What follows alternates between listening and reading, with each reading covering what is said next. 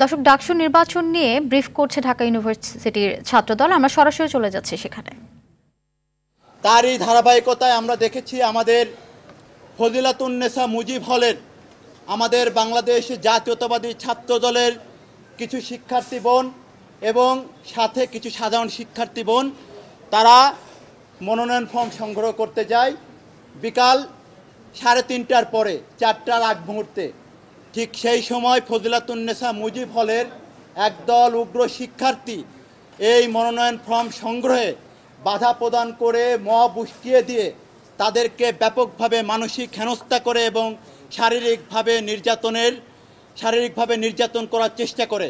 আমরা সাথে সাথেই এই ঘটনা ডাকসুর চিফ রিটার্নিং কর্মকর্তাকে অবহিত করি।